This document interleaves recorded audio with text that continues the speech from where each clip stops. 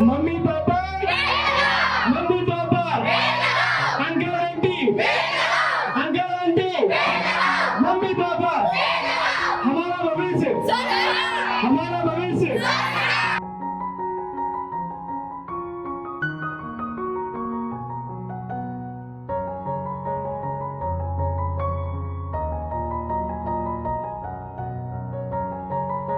पेड़ है तो हम हैं। भारत माता की जय। ग्रीन आर्मी जिंदाबाद। नमस्कार दोस्तों, मेरा नाम है संजय यादव और आप देख रहे हैं राष्ट्रीय सच। दोस्तों, आए दिन पोल्यूशन का बढ़ना हमारे लिए घातक साबित होते जा रहा है। इसके बीच सरकार की बहुत सारी योजनाएं भी हैं। ये अलग बात है कि करप्शन इतना बढ़ चुका है कि उन योजनाओं का नाम तक हम तक नहीं पहुंच पाता। लेकिन इसके बीच कुछ लोग ऐसे हैं जो निस्वार्थ भावनाओं के साथ पेड़ पौधे लगाने का काम करते हैं। जी हाँ दोस्तों, आज पर्यावरण दिवस के शुभ अवसर पर हम मौजूद हैं अक्लमंद ग्रीन आर्मी के साथ, जो कि पिछले 1 सालों से निस्वार्थ पेड़ पौधे लगाने का काम करते हैं। ये पूरी टीम है जो बिल्कुल सहूलियत से पेड़ पौधे लगाते हैं। आइए जानते हैं कि आखिर ये इतना अच्छा काम कैसे करते हैं। जहां सरकार तक विफल हो जाती है, वहां पे ये इनका टीम बहुत सारे पेड़ पौधे लगा चुके हैं, लगभग 1000 प्लस पेड़ पौधे 1 साल के अंदर, और सेल्फ फाइनेंस है, किसी से कोई फंडिंग नहीं। आइए बात करते हैं, कैसे मैनेज करते हैं आप सब कुछ। सबसे पहले आप लोगों को बहुत बहुत धन्यवाद जो आपने समय निकाला। हमारा जो ट्रस्ट है, जो एनजीओ है, उसका नाम है अक्लमंद इंडिया एनवायरमेंटल ट्रस्ट, और हम लोगों को प्यार से लोग अक्लमंद ग्रीन आर्मी भी बोलते हैं। ग्रीन आर्मी का जो फाउंडेशन हुआ था वो इस पर्पज़ से हुआ था कि जो हमारा एनवायरनमेंट है, कि जैसा कि आप सबने देखा है कि जो हमारा सेकेंड वेव आया था, ऑक्सीजन की बहुत कमी हो गई थी, तो मेडिकल पर्पज़ से जो ऑक्सीजन की कमी हुई थी, हीट वेव आ रहे हैं और हमारा जो वातावरण है वो प्रदूषित होता जा रहा है। इस साल 49-50 डिग्री के आसपास जो हमारा पोल्यूशन है वो पहुंच चुका है, डिग्री पहुंच चुका है। जो हमारा तापमान है वो इतना पहुंच चुका है कि हीट वेव आने की संभावना है। लोग परेशान हैं, लोग मर रहे हैं, लेकिन फिर भी हमें अपनी सहूलियत के लिए पेड़ों को काटना पड़ रहा है। ये हमें बहुत ही, ये एक दुखदाई बात है कि जो पेड़ हैं हमारे पास वो कट रहे हैं। हमारे संसाधन के लिए पेड़ों को काटा जा रहा है, उसका उपयोग हम ही कर रहे हैं। लेकिन हमें ये बात हमें समझना पड़ेगा कि पेड़ों की क्या इम्पोर्टेंस है, क्या ज़रूरत है, और ऐसा क्या है कि जो पेड़ आगे भविष्य के लिए एक सस्टेनेबल चीज़ बन सकता है। जो नोएडा में है, एक चीज़ हमें हमेशा देखने को मिलता है कि ग्रीन नोएडा, क्लीन नोएडा। इसके बीच आप पूरे टीम को, क्योंकि सरकार इसमें मुझे विफल नज़र आती है, क्योंकि हम जब रोडों पे चलते हैं तो हमें ऐसा दिखता है कि कहीं पे पेड़ सूखे पड़े हैं। जो सरकारी टेंडर निकले, वो ठेकेदार सही से उस पर पानी नहीं डाल पाते, तो पेड़ों की जो दशा है वो नोएडा में विफल नज़र आता है। तो आप लोगों ने कैसे अपनी टीम को मैनेज किया, इसके बीच कैसे? सबसे पहले तो हम क्लीन नोएडा और ग्रीन नोएडा की बात नहीं करेंगे, हम बात करना चाहते हैं क्लीन अर्थ, ग्रीन अर्थ, क्योंकि अर्थ एक है और इसी अर्थ पे हमें रहना है और इसी अर्थ पे आने वाली पीढ़ियाँ भी रहेंगी और पीढ़ियों के लिए हमें काम करना है।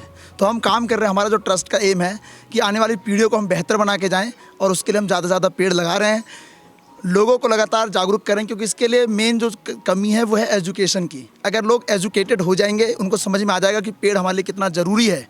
और जैसे कि कोरोना काल में हुआ था कि ऑक्सीजन के लिए लोग छटपटा रहे थे, भाग रहे थे इधर से उधर, लेकिन अगर पेड़ पौधे भारी मात्रा में होते तो कहीं ना कहीं उससे बहुत इफेक्ट पड़ता हमारी इकोनॉमी पे। क्लाइमेट में लगातार परिवर्तन आ रहा है, इन सब चीज़ों को सुधारने के लिए जो है ये अक्लमंद ट्रस्ट हमने बनाया है। और ये जो ग्रीन आर्मी है, क्लाइमेट वॉरियर आप इसे कह सकते हैं, ये लगातार काम करती रहेगी। हमारा कोई, हम जो है लगातार जो है देश के लिए काम कर रहे हैं और संस्था को आगे नहीं बढ़ाने के लिए काम कर रहे हैं। हम काम कर रहे हैं पृथ्वी को हरा भरा करने के लिए, और इस काम को हम करते रहेंगे निरंतर।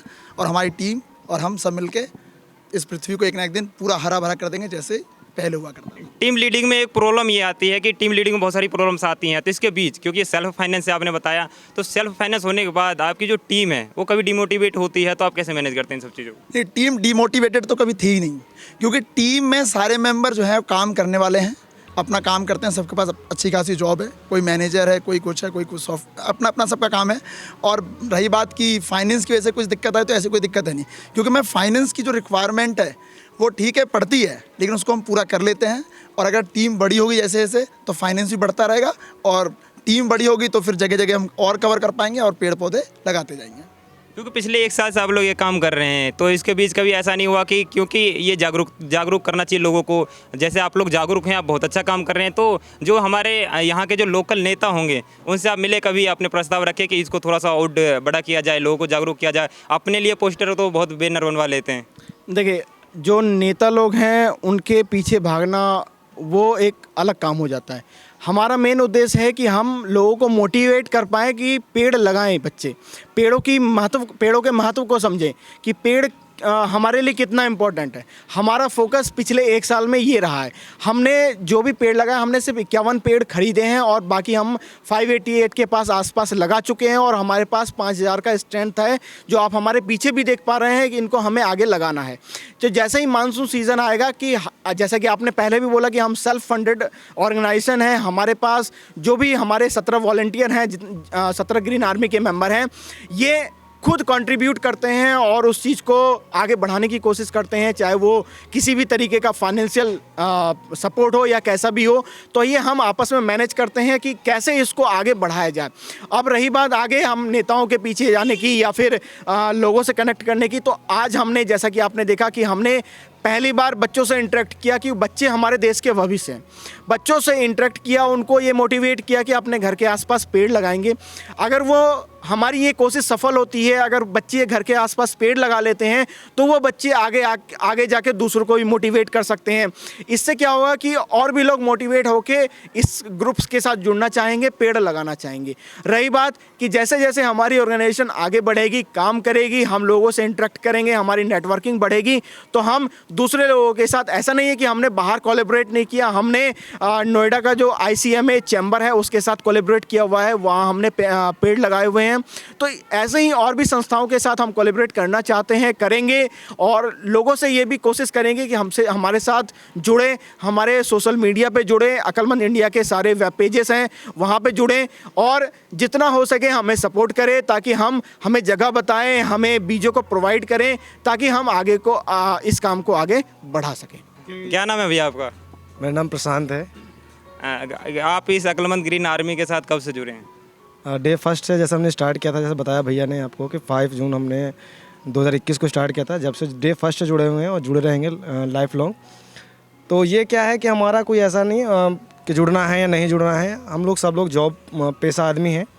जैसे इसको टाइम मिलता है, थोड़ा बहुत आधा घंटा, 1 घंटा, 2 घंटा, वीक ऑफ वाले दिन, छुट्टी वाले दिन हम टाइम निकालते हैं और अपने यहाँ पे टाइम देते हैं और इसमें बहुत खुशी मिलती है। इसमें कुछ ऐसा नहीं है लालच है किसी चीज़ का, हम सेल्फ मोटिवेट रहते हैं, सेल्फ अपनी एनर्जी से, सेल्फ अपने टाइम निकाल के यहाँ पर लगे रहते हैं। ऐसा कोई दिक्कत नहीं है हमें और ना ही कोई आगे आएगी, क्योंकि हम सेल्फ है, सब कुछ डिपेंडेंट हम किसी पे है ही नहीं। ये सबसे बहुत मोस्ट कॉमन चीज़ होती है कि जो लोग हमसे ये पूछते हैं कि भैया आप पेड़ तो लगाते हो लेकिन उनकी देखभाल कैसे करते हो। तो सबसे जो हमारे टीम का मेन मोटिव यही है कि हम ऐसे जगह चूज़ करते हैं जहाँ एक तो पहली बात ज़्यादा दिक्कत ना हो। सबसे पहले हम क्या करते हैं कि जो नोएडा अथॉरिटी के ट्री गार्ड हैं उनको टारगेट करते हैं कि जो ट्री गार्ड खाली हैं उनमें हम पेड़ लगाने की कोशिश करते हैं।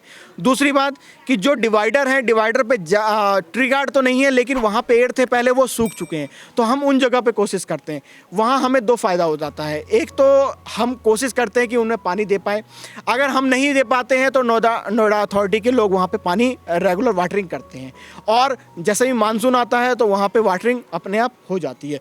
तो इस प्रकार से हमारे जितने भी पेड़ पौधे हैं उनको हम आगे बढ़ाने की कोशिश करते हैं, उनको बड़ा करने की कोशिश करते हैं और हमारा जो सर्वाइवल रेट है कि जो हमने पेड़ लगाए हैं 588 अब तक, उसमें से 95% पेड़ ऐसे हैं जो अभी बड़े हैं और आगे बढ़ रहे हैं। क्या नाम है अंकल जी आपका? दिनेश। क्योंकि आप लोग काफ़ी अच्छा बेहतर काम कर रहे हैं पौधे लगाने का, तो इसमें आप अगर सरकार को सुझाव देना चाहेंगे तो क्या सुझाव देना चाहेंगे? सरकार को क्या, सरकार जिस तरीके से हम लोग निस्वार्थ भाव से काम कर रहे हैं, अगर सरकार इसमें कुछ जागरूक हुई, कुछ देखे, उसके साथ में अगर जैसे केस वगैरह हमें उतना नहीं मिल पाता और उस तरीके से हम लोग नहीं कर पाते हैं, तो अगर इस चीज़ में वो थोड़ा ध्यान दे, जहाँ ऐसे जानवर वगैरह पेड़ लगा के चले आते हैं हम लोग, या उसका कितना भी देखभाल करें लेकिन हर समय तो नहीं कर सकते, अगर केस वगैरह कुछ प्रोवाइड करवाएं, अगर कोई इस चीज़ में नज़र डाले तो उससे ज़्यादा सुविधा हो सकती है। सरकार से हमारा यही हो सकता है और बाकी तो उतना सरकार हर जगह नहीं कर सकती। दोस्तों, आज विश्व पर्यावरण दिवस है, उसके बीच हमें इन लोगों से जुड़ने का मौका मिला, इन्हें जागरूक करने का मौका मिला और आपको दिखाने का मौका मिला कि किसी क्षेत्र में ऐसे लोग भी बैठे हैं, ऐसी टीम भी बैठी है जो काफ़ी महत्वपूर्ण कार्य कर रही है। राष्ट्रीय सच की तरफ से आप सभी को पर्यावरण दिवस की बहुत बहुत शुभकामनाएं। ऐसे तमाम खबरों के लिए देखती रहिए राष्ट्रीय सच, क्योंकि जहां तक घोटाले हैं, हर चीज़ में घोटाले हैं, पेड़ पौधे लगाने में भी घोटाले भारत में चल ही रहे हैं। इसके बीच इनका कार्य आपको कैसा लगा, कमेंट करके हमें जरूर बताएं। ऐसे ही तमाम खबरों के लिए बने रहिए राष्ट्रीय सच के साथ। कैमरा पर्सन तुषार गुप्ता के साथ मैं संजय यादव, बहुत बहुत धन्यवाद।